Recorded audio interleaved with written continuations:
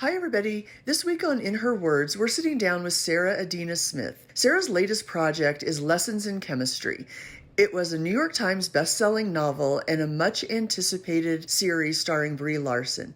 What does it take to take a beloved novel and put it in front of the camera?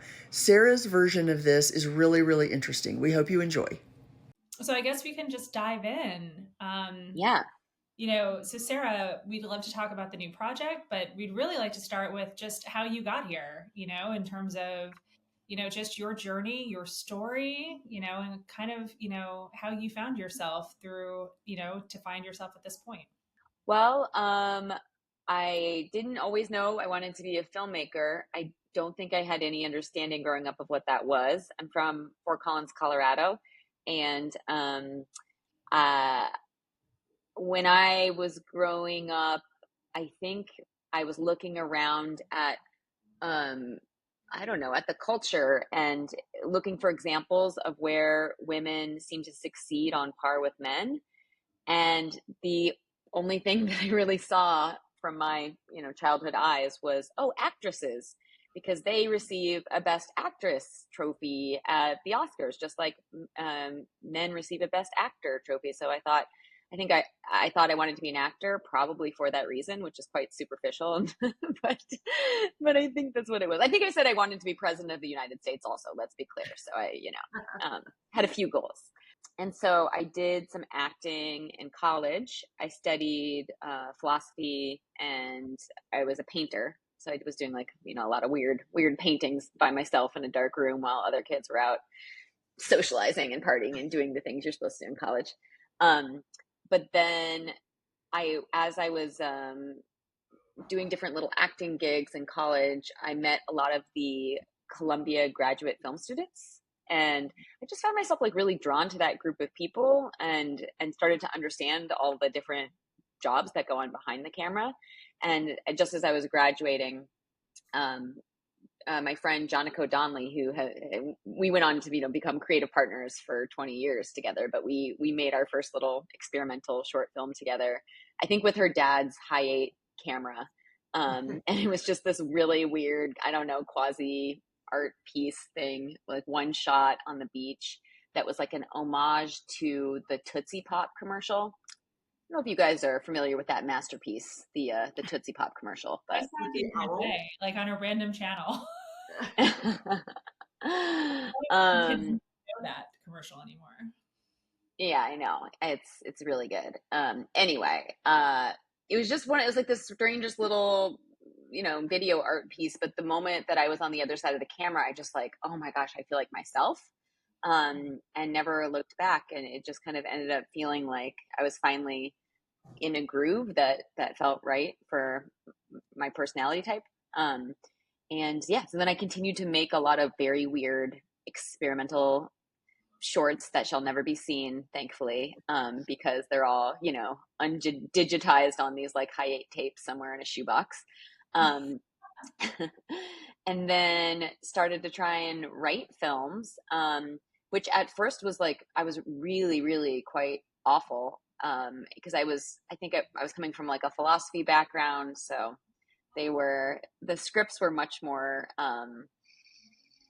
like polemics than dramas. And it took me many years of writing these philosophy philosophy scripts that no one would want to watch, to start to understand that I should really be writing for character and character drama.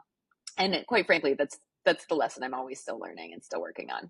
And yeah, it was and has always been progress in my career by very, very slow steps and just a lot of hard work. So there was no like, and now I've made it moment. It was like I met, when I moved to LA, I met my husband, who's my cinematographer when we make movies. And we were just like willing to take a lot of risks together and like just, share a room and make it our first work desk. I thought it was so ingenious on his part. We just bought a cheap door from Home Depot, and then just like use that as the surface of a desk. And the the hole where the doorknob goes, I again have, this is why I'm attracted to my husband. I just thought this was so genius. He used the hole where the doorknob goes to put all the cables through so that your cables would be organized to all your hard drives. Because I sound so old, but like in my day, we had these things called these like firewire hard drives, and in order to have enough space, you'd have to daisy chain like 6 of them, and it was this hot mess. So we were just making short films. Any chance we got together, we started a graphic design company together, and we would just use the any extra money we had, and honestly money we didn't have, like with a lot of credit card debt, to just make different films. And then in the meantime, I was writing feature scripts. And I just had a lot of, I didn't know anyone in the business. Like I couldn't even get a meeting to save my life with anyone legitimate, really. So it was just kind of a lot of always feeling on the outside and trying to get money for my first feature film. And then I would come really close, and then it would kind of fall apart. And I think when you're working on the fringes too, like you also deal with a lot of like, I don't know, a lot of disreputable personalities. Like I, would find myself in weird situations where someone would like promise us financing, and then I'm like, oh, I'm going for like a location scout in northern Minnesota for 3 days with this guy alone in a car. Like it's just like, maybe not the wisest choice, but I really wanted to make that feature. So you would get, have all these weird situations of like trying to hustle up money and then having it fall apart. And then finally I came so close with my first feature script, and we had a name actor attached. And then the day the money was supposed to be wired into our account so we could start making it, it just didn't show up. And which was like awful, because at that point we had already started spending money because we needed to in order to like get the prep process going. And so I found myself in this like really super stressful, horrible situation where like the investor just like pulled out on us at the last minute. We had already spent money, and I was, I think I was 29 at the time, but like 30 was on the horizon. And I was just feeling like, what am I doing with my life? Like I'm so deep into debt. This isn't working. My mom was right. I should have gone to law school. Too late now because my brain is mush from being out of school for so long. So I just had a little bit of like, I remember not being able to get out of bed the next morning. And then I think I wallowed in my sorrow for a solid 24 hours, and then just had a shit or get off the pot moment where it was like, I either got to make a feature or I got to do something else. And, we decided to use the resources we had already locked in for that feature to go make a much, much cheaper 2-week improvised micro budget movie. And that became the Midnight Swim. And like within, I think, from having that idea, I think we were shooting like a month later, and, we're working off an outline. And it was all that was just that project really arose just from the ashes of all the other fallen projects. Did you grow up in a creative family, or just were the arts around you as you were growing up, and it kind of flowed into, and you said you wanted to be a painter first, but flowed into that? I mean, not really. I think I've always been a little bit of the black sheep weirdo in my family. I have 3 siblings, all with real normal jobs, and graduate degrees. I'm the least educated in my family, but my dad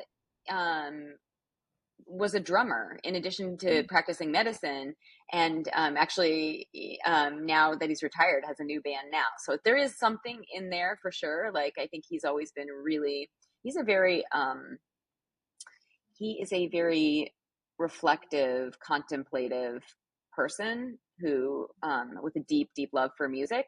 So I don't know, maybe I inherited some of that, but there was no one who was directly from the arts. And I think it's really only with lessons in chemistry that I think my parents have relaxed a little bit and have decided that like, oh, this career is working out. But up until now, it's also the only project I've made that they like, I'm pretty sure. So. So tell us that process. How did Lessons in Chemistry? How did you guys come to? How did you come together with that amazing book? I got a call from my dear friend Louise Shore, who is a line producer and an EP on the project, and she and I had worked together on several other projects before. And I'll be honest, like at first blush, I was thinking, I don't know if this is totally a creative fit for me. I think I judged the book by its cover, and have since realized my own sort of misogynistic bias, actually. But I think I was like, okay, like a story about a fictional white lady scientist in the 1950s facing sexism in the workplace. I just kind of was like, we've seen this before. Why do we need this now? Mhm. Also, like, don't we, it kind of depressed me. I'm like, don't we have stories about real female scientists? It just made me like a little bit sad in a way. I was like, to tell the story of this fictional genius. Um, and so I think I was actually quite reticent, but also loved, loved Louise, loved, Brie Larson, and that was so exciting that she was a part of it, and that Jason Bateman's company Aggregate and Michael Costigan were involved. And I thought, okay, this is a really solid group of people. I should give this a chance, and be open-minded. And then when I met Lee Eisenberg, he had a really refreshing interpretation of the book that got me inspired and made me realize, okay, there's something here I can dig my teeth into. Um, and, what he said to me was that Elizabeth Zott is a person who has had to be so controlled in her life, both to sort of protect herself and to kind of just make her way in this world that doesn't really want her to be there. And this is a story about her learning to let those walls down and learning to be surprised and learning about the real meaning in life are all the things you can't predict and you can't control, and learning to let go and accept uh, all the ways in which life can surprise you for the better and for the worse. Yeah, it's funny that you say that. I'd heard about the book for so long, and all the recommendations, and I had almost it took me so long to sit down and read it because of exactly what you said. I was like, do I really want to see again this story? And I was like, oh, it's going to upset me, and it's going to be this and that. And it really is refreshing, and it's told in such a different way. And I love what you just said about her. I didn't think about it that way, of her being in worlds that didn't want her, and how she had to survive. No, that's very interesting. With all the projects that you've done before being original, how did it did adapting someone else's story? How did you work through that, or how do you work through that of Mm. original content, whether it's your Mm-hmm. original, how do Mm-hmm. you work through that versus adapting Yeah. someone else's content, someone else's It's creation? interesting because in a way I found it to be kind of freeing Hmm. because the book is really beloved. The expectations are so high. So I kind of, in some ways, that's where when the pressure is like really, really intense, that's actually when I relax. Because then I'm like, okay, let's let's just go for it then. And um, I I think in when it's my own work and I'm writing something original, there's almost a tendency to overthink or be perhaps too precious. So in a way, like having that one level of detachment actually makes the process perhaps more enjoyable. And you're able to like look at it with slightly more objective eyes, perhaps, than when it's the thing that you've conceived from your own belly, and that you're trying to bring into the world. Um, but I have had the opportunity. It's not my first time working on an adaptation because I directed the pilot for Hannah, which was based on a movie, and then I directed the pilot for Looking for Alaska, which was based on John Green's book. So I had some practice doing adaptations for TV, um, and trying to, I feel always a great responsibility to do honor to the spirit of the material, but also to allow the adaptation to become its own thing, its own living thing. I think you can really squash this.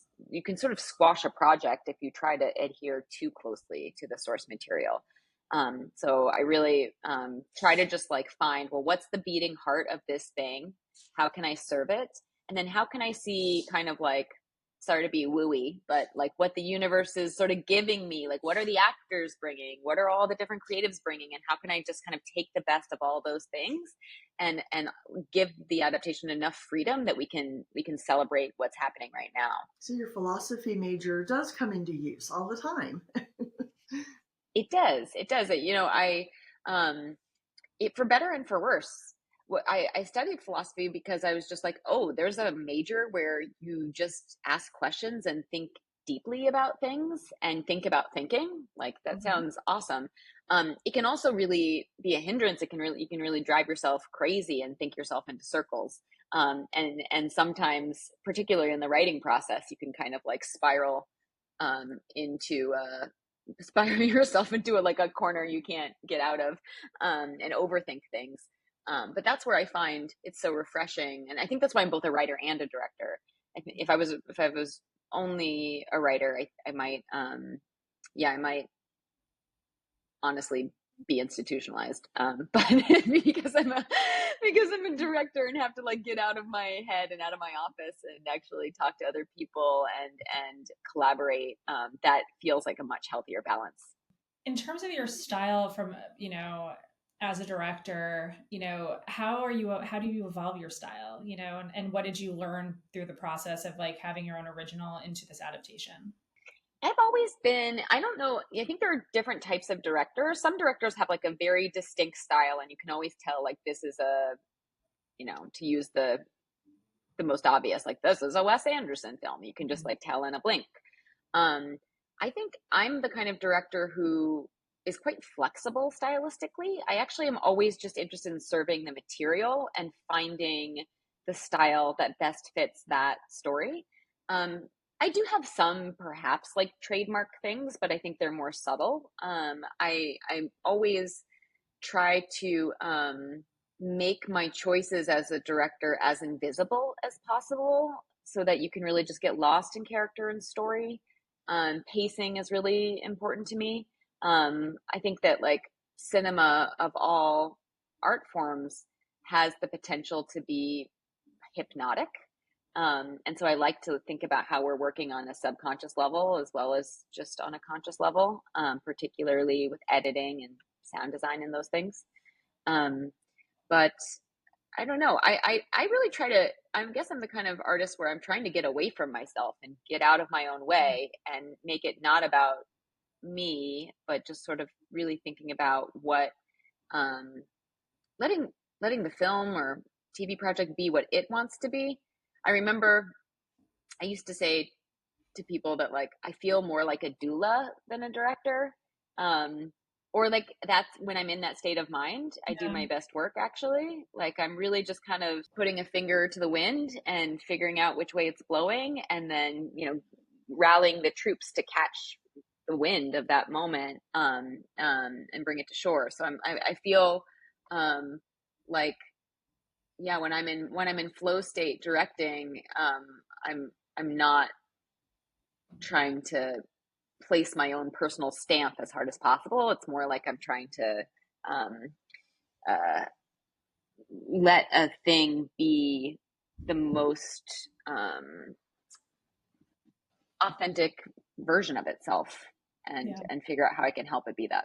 You talked a little bit earlier just in terms of, all of the kind of disappointment you had until 29. How have you redefined success for yourself over the Mm. years? Ooh, what a great question. Well, I turned 40. I had a baby. That'll certainly change your perspective pretty quickly. I think when I was younger, I had this notion that success was always this thing in the future, this thing yet to come. And I've come to realize as I get older that's such a mirage, that goalpost will always be kicked further down the road, no matter how far you run. And I feel more, and it's something I'm still working on. It's easier said than done. But I Yeah. do feel like a successful life is one where you can truly revel in the wonder and awe of the moment and be really present, and have a experience and process that feels rich and fulfilling, because you can't really control how the results are going to be received by the world. You can only sort of control the things you can control. And I think for me, success now looks like a combination of things. There's a practical aspect. I need to be able to, you know, feed my family. So that's that's an important box to check. And then the other thing for me is just, am I also working on things where I feel like I'm still asking the deep questions that I've always wanted to ask, and doing the kind of quiet, careful work that most feels like, I don't know, the thing my heart wants to do. Now, like, I've made a separation as I got older, where I think even if I write those things and they never get made, I actually genuinely can feel successful as long as I'm happy with them and as long as I did it. So I think I'm trying to give myself that permission and freedom rather than defining it by, um, yeah, whether or not the film gods were good, and that it happened to be the thing that got made. It's kind of, it was funny because as much as I resisted lessons in chemistry, I actually have so much in common with Elizabeth Zott, and I have learned so much. It's been like a really good life lesson for me of, you know, 99% of the time, it's like the projects that end up going, or the ones that I actually get to do, weren't the ones I necessarily set out to do. It's always the ones you don't expect. Lessons in chemistry was a really strong example of that. And I think as I get older, I'm just learning to be more open to those experiences. Um, and yeah, I'm so glad I was on Lessons. It turned out to be, it really was one of the most joyful collaborations I've ever had with the cast and the crew. That's fantastic. Awesome. With the talking about your kind of new sense of how you look at success with your own projects that you're writing, are you more or less willing to kind of hand them over or let them be let them be directed or produced by someone else, or how do you how tight do you hold on to those projects that you're writing? I tend to write for myself to direct, so I haven't had the experience yet of writing for someone else to direct. I would be open to that in the future. I think that would actually be really interesting. And perhaps, I mean, maybe that's, now that you mention it, maybe that would be really freeing in a way, and could be a good thing for me to try. But yeah, I haven't really done that yet. When you write, and I was thinking about it when we were talking about when we were looking at with chemistry being on Apple TV, as you're writing your own projects or projects are presented to you to start collaborating, what are your feelings about like how it's being presented? Like, would you look at Lessons in Chemistry as a feature length film instead of a series, or Mm, your own projects? I mean, mm, how much do you really think about, is it theatrical? Is it streaming? Is it a mm. series? Is it a feature film as you're getting involved in something from the very beginning? I try to, when I'm a pilot director, I really try to treat the process like I'm making a film. I come at it like a filmmaker, very holistically. Even though I haven't had the experience of getting to direct all the episodes yet, which I would really love to do. But I really try um, to yeah, think about, I really wanted to make sure Lessons in Chemistry as a mini series felt like one coherent piece, and Mhm. tried my best to set up the other directors to be able to do that. Um, and in terms of like which format, I to be totally honest, our distribution system is so broken, that I I'm a little sort of sad in answering that question, because I think the theatrical experience is so important in our culture. And I've started recently, now that our kid has become a toddler and a little older, we're having a few more date nights, and every time I go to a movie, I'm just like so reminded how much better it is when we're in the theater and we've taken the time to go there and we're sitting collectively with an audience in the dark, and like something magic just happens there Oh, when you're versus like, right now. You're singing my song right now. yeah, it's so much better. And versus there's something, we have infinite choice on our couch right now. And so everything is sort of disposable, and you can really check out of things or half Mm. watch things.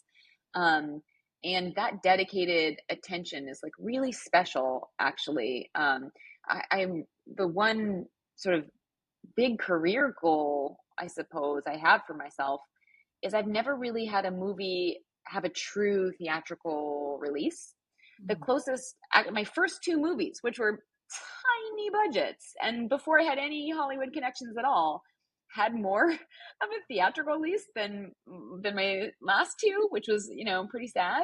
Um, but even on like, so Buster's Malheart probably had the closest thing to a true theatrical, but um, it had no marketing budget behind it. It didn't really have like an actual sort of, I don't know, release with a capital R. So I would love to have that experience of getting to connect with audiences more. I sometimes feel like the relationship between filmmaker and audience has been severed in a way with the loss of the theatrical experience. And yes, we have like, you can like, basically now the way we get feedback is like we can scroll Twitter and see what people are saying, which is like, okay, it's nice. It's something. But there's kind of nothing that compares to actually like sitting in a theater and seeing people be moved by something in real time, getting to have conversations with people after.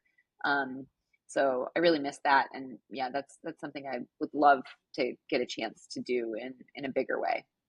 Yeah, it is. It's something that we miss a lot. Renee and I met. I used to run ArcLight Cinemas, and Renee did my PR, our PR at ArcLight. That's how we met 100 years ago, and all the theater openings and everything. So, and it's so funny how not so funny. It's how many times on our Tragic. podcast now people bring up ArcLight, or we talk about the Oh, theatrical experience and the Q&As and the different things. And we were just talking the other day. We used to stream our Q&As, and so people outside of LA could watch what we were doing at the ArcLight in Hollywood and at our other ArcLights across the country. And yeah, it's definitely a missed opportunity for that connection and for the fans. So it's and now seeing the Amazons, and I mean, and Amazon always was theatrical, but seeing Apple TV now invest billions in theatrical production.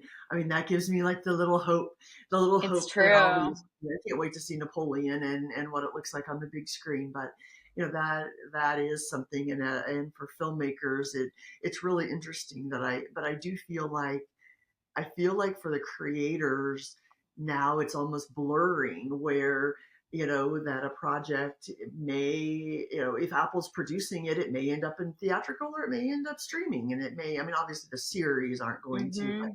it's really interesting how there were very clear lines, and then there were more very clear lines, but now it feels like all those lanes are kind of merging a little bit. So what comes out of it, I do think there's more great content and more great product, which is fantastic, but where it's presented and where you see it is really got to shake out now. One thing I really appreciate about working with Apple is I feel like they take great care with the shows and movies that they create in the Mm, way that they put them out into the world. They have good taste and they really do like make a push for them. So mm, I appreciate that. They aren't making as many as some of right. the other big streamers, but they really, I think, they show respect for the creators in the way that they release them. Okay, I have a logistic question. Yeah. Why do they change directors on these series so often? Because every series that we talk to on podcasts and looking Hmm. at, there's different directors all through the process. Hmm. Why do they do that versus keeping it consistent? So Is it usually almost everybody? it's a Yeah. scheduling phenomenon, Okay. because the way a TV schedule works, it's so compressed that as I was directing block one, which is Mhm. episodes 1 and 2, the next set of directors is prepping their block. So in the cases where, and also like the writing is still being done. This was all, really, truly like, pages being turned out on the day of or the morning of. So, and Okay. really like kind of racing to play catch up. So, the instances where one director has done a whole season, um, oftentimes, and not to say the writing isn't still working or being done, but oftentimes the scripts are probably closer to done. They can Mhm. then, prep everything. Maybe not everything, but like you can be really thinking as one director of everything that is to come, or you can even block shoot in a way where, like, let's say you're at one location, but if it's the same director, you could shoot something that you need in episode 4, even though you're doing the scene of episode 1 that day. So there's like there's an efficiency to that I really like, and that I would love to be able to do sometime as a director. But it really just depends on the schedule of the project, and how quickly you're being thrown into it. Oh, okay. Yeah, it's Does that come up answer a your few question a times. little I'm bit? like, I It's don't like know why they you're kind don't. of leapfrogging. You're leapfrogging to Yeah, the other yeah, directors in that's order what to it's make the like. schedule. Okay, Hmm. okay. Yeah, it was always odd that they wouldn't have, yeah, the consistency of one director through the series, but never asked the question before. I think it's really important. I think it's a really good question. I try my best, when I'm kicking off the series, to make sure that the other directors, that we're all talking to each other, and Mhm. that we're all being responsive to the work that's come before. Because the worst case scenario is if with 4 different directors, if it feels like 4 different shows. So once you're, as a pilot director, setting that tone and creating that style, then I also rely heavily on all the heads of departments to help with the consistency of those choices, Mhm. and still allow freedom for the new directors to have their own creative stamp and their own contribution, which they did in spades. Mhm. Um, but yeah, it Interesting. is weird. I will give you that. So Sarah, what do you have, in the pipeline? It's like, obviously you want, we know your end goal, but what do you, when you're looking over the course of the next few months in 2024, what's on your docket? I'm trying to just be as patient as I can with myself and not rush into any decisions right away. I have something I'm writing right now, a spec movie that I'm excited about. And again, it was sort of falls into the category of that one I was talking about, where like, even if I never get to make it, it just feels so good to write it. So it's kind of Mhm. my, I guess, self-indulgent little project that I'm enjoying. And then I have a project a TV project that I sold to Amazon right before the strike, that luckily is still going now that the WJ is not on strike anymore. So working on that, which is great. So at the moment, it's mostly, and that one's this beautiful lyrical sci-fi that I love so Mm. much, that is also an adaptation. Um, and so Is it I called feel really lucky that I have some writing projects going. But yeah, to be honest, I am just itching to get back on set. I'm hoping that by the time I get back on set, I'll remember how to direct, because it just feels like it's been a while now. Yeah. And before the strike, it was like the pandemic time. So I made 2 movies like in, pandemic times. I can't wait to get back to getting to, direct without having to like wear a mask and safety goggles and just yeah, Yeah. looking forward to that. with everything that you've got going on with a new baby or a toddler? Tell us what things you're enjoying. What are you reading? What are you watching? What do Mm. you get to do in your downtime that you like? Downtime. That might Is there a be, thing?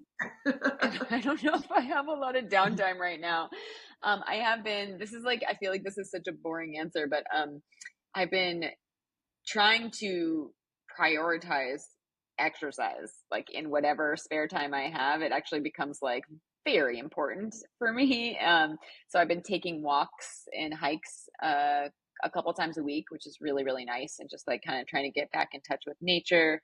And then um, I've really been like enjoying, like I said, going to movies more often whenever we can. And I, my husband and I have been, this is so dorky, but we like became obsessed with Columbo and rewatched every episode. Um, and it is so good. Each one is like a little mini movie. So we're almost out of Columbo episodes, and then we'll have to find something new to watch.